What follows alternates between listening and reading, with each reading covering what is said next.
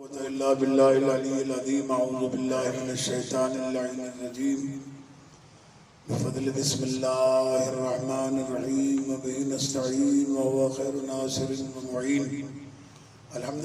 व कफ़ा व सलामुन अला इबादिहिल्लज़ीना इस्तफ़ा अम्मा बअदु फ़क़द क़ाल अल्लाहु सुब्हानहु व तआला फ़ी मुहकम किताबिहिल करीम बिस्मिल्लाहिर रहमानिर रहीम इन्नका लअला खुलुक़िन अज़ीम। सल्लल्लाहु अलैहि वसल्लम।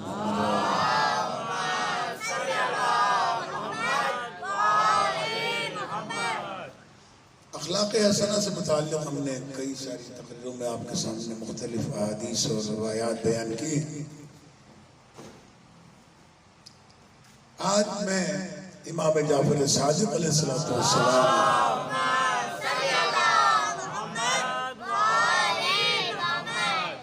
एक फरमान है, मौला फरमाते हैं कि अर्बउन मन कुन्न फ़ीहि कमुला ईमानुहु। चार अमल ऐसे हैं, चार काम ऐसे हैं कि अगर वो चारों काम किसी इंसान के अंदर पैदा हो जाए और वो उस चारों कामों को करने लगे तो उसका ईमान मुकम्मल हो जाएगा। देखिए, बड़ी फैसला कुन हदीस है, बहुत ही मोतबर हदीस है।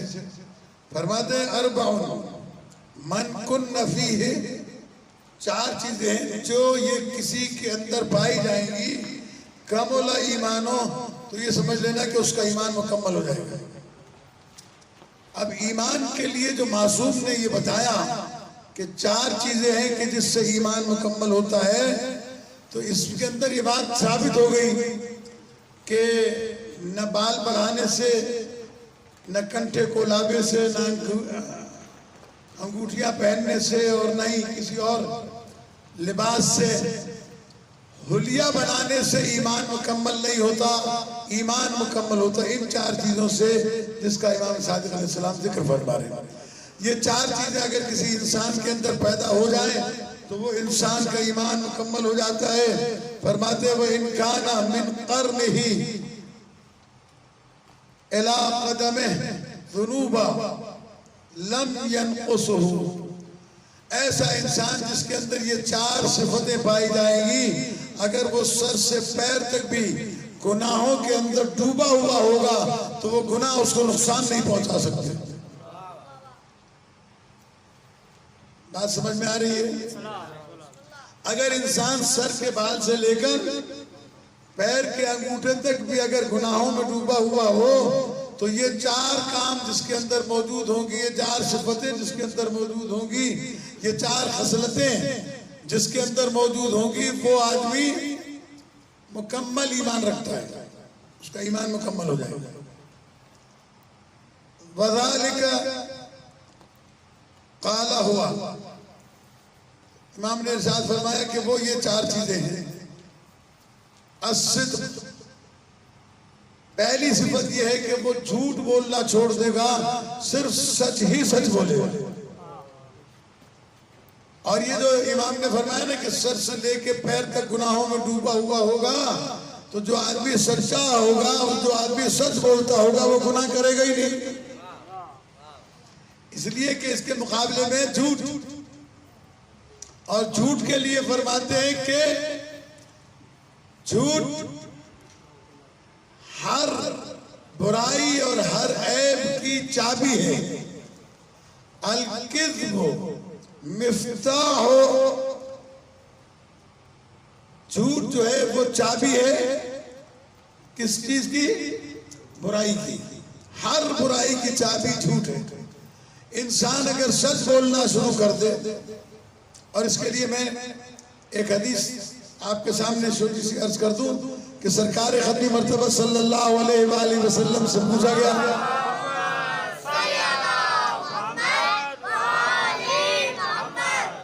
कि क्या मोमिन शराब पी सकता है? आपने इरशाद फरमाया मुमकिन है उसकी शहवत, उसकी ख्वाहिश नफ्स उस पर गालिब आ जाए और वो शराब पी ले, मुमकिन है। कि कभी ऐसा हो सकता है।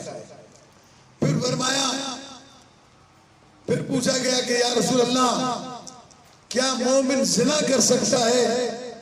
तो आपने इरशाद फरमाया, मुमकिन है कि उसकी ख्वाहिश नफ्स, उसकी शहवत उस पर गालिब आ जाए और वो जिना कर बैठे।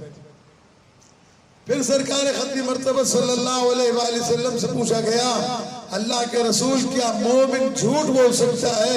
तो आपने फरमाया, ये मुमकिन नहीं है। पहाड़ को लोहे से तोड़ा जा सकता है, लेकिन मोमिन से झूठ नहीं बुलवाया जा सकता। अब जब हमारे माशरे में झूठ इस कदर आम हो गया हो कि हम उसे बतौरे मिजाह भी बोलते हैं और अपने जान खुलासी के लिए भी बोलते हैं, और ये 3 सिफतें इंसान के अंदर ऐसी हैं कि जिससे उसकी मुनाफिकत पक्की हो जाती है। सरकार खत्मी मर्तबा सल्लल्लाहु अलैहि वसल्लम ने इरशाद फरमाया, सब बात पढ़े बाबा मोहम्मद व आले मोहम्मद। 3 चीजें ऐसी हैं, मुनाफिक को अगर पहचानना है तो 3 चीजें हैं। एक ये कि बोलेगा तो झूठ, दूसरा वादा करेगा तो खिलाफवर्जी करेगा, और तीसरे उसके पास अमानत रखोगे तो खयानत करेगा। ये 3 सिफतें हैं मुनाफिक की। अब बहुत सारे लोग इस मसले को नहीं समझते, कहते जनाब हमने मौलाए कायनात अली इब्न अबी तालिब अलैहिस्सलाम की विलायत को मान लिया, अब हमें सच बोलने की क्या जरूरत है, अब हमें नेक काम करने की क्या जरूरत है, इसलिए कि विलायत अली अलैहिस्सलाम जो है वो ईमान की निशानी है। इसमें कोई शक नहीं कि मौलाए कायनात अली इब्न अबी तालिब अलैहिस्सलाम की विलायत बाकायदा तौर के ऊपर जो है वो ईमान की निशानी है, हलाल ज़ादा होने की निशानी भी है। लेकिन हरगिज़ ऐसा नहीं है कि आप अली अलैहिस्सलाम की विलायत को मानकर झूठ बोलने लगे। अगर एक चीज याद रखिएगा, मैं एक चीज आपको बता दूं, एक चीज आपके पास है, आप बर्तन में डाल दें, मसलन दूध है, अगर आप उसे बर्तन में डाल दें दूध को, तो दूध देहची में आने के बाद महफूज हो जाता है। क्या होता है? महफूज हो जाता है। अब आपने कहा कि दूध तो मेरे पास है, ढक्कन आपने खुला छोड़ दिया उसका, अब उसमें बिल्ली ने मुंह डाल दिया तो सही रहेगा? उसके अंदर चूहा गिर गया, उसे आपने गर्म नहीं किया, मतलब ये कि दूध तो है आपके पास, लेकिन आपको ये भी जरूरी है कि उस दूध की हिफाजत जरूरी है ताकि उसके अंदर कोई ऐसी चीज गिरने न पाए। तो मौलाए कायनात की विलायत को तो मान लिया, लेकिन ये भी याद रखिएगा कि विलायत अमीरुल मोमिनीन झूठ बोलने वाले आदमी के पास से रुखसत हो जाती है।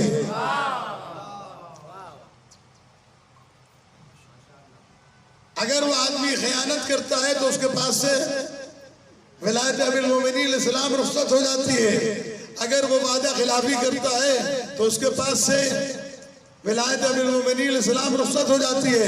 तो खुद विलायत अमीरुल मोमिनीन का आ जाना ये खुशबख्ती है, लेकिन उसकी हिफाजत करना भी हमारी जिम्मेदारी है।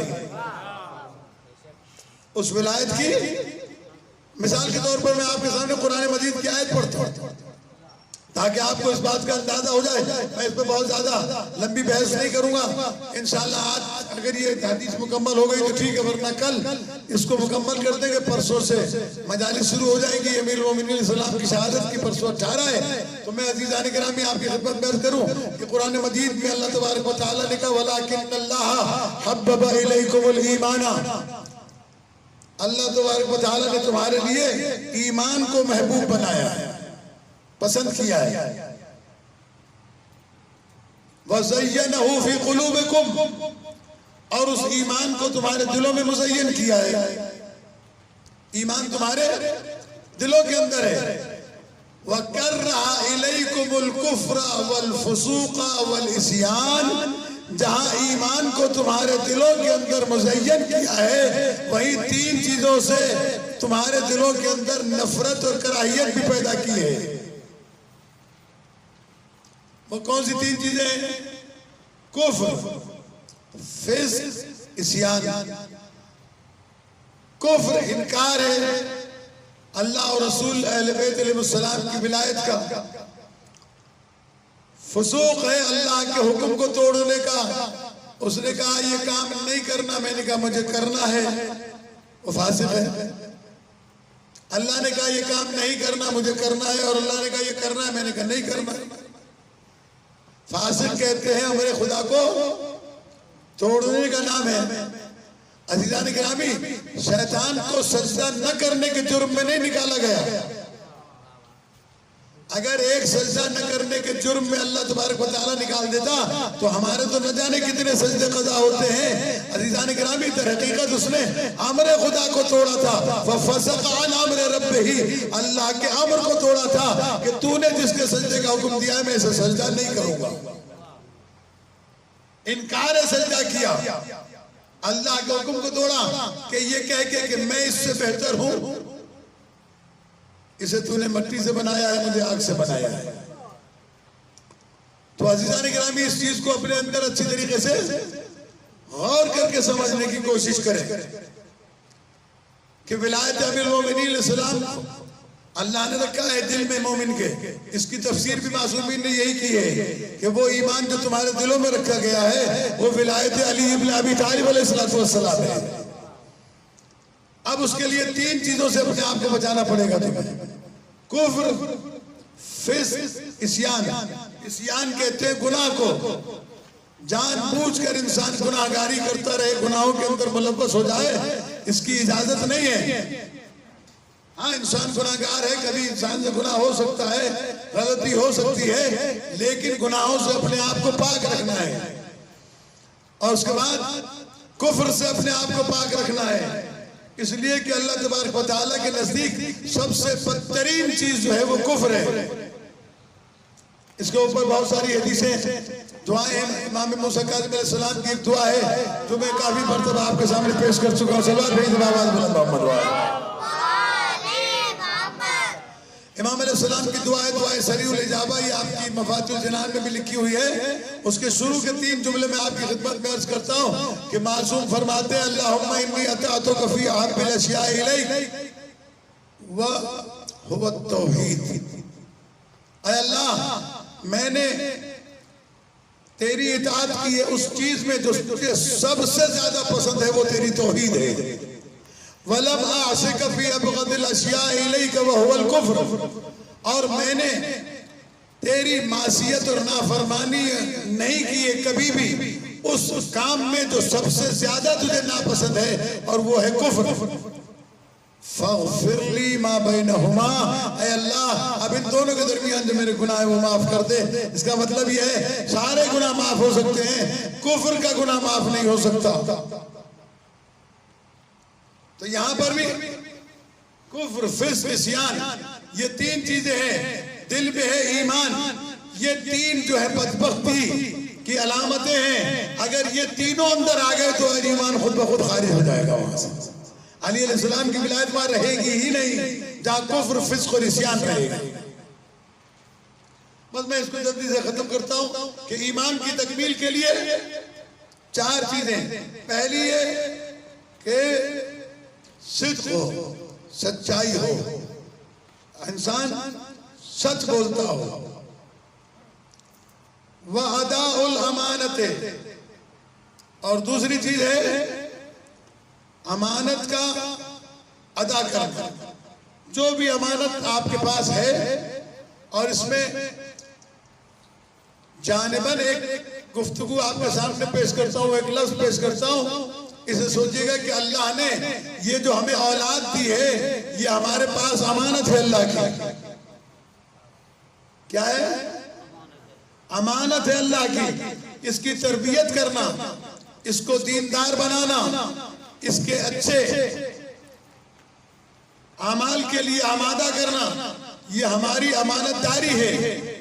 और अगर हमने इसको अदा नहीं किया तो ये खयानतकारी होगी। अमानत क्या है?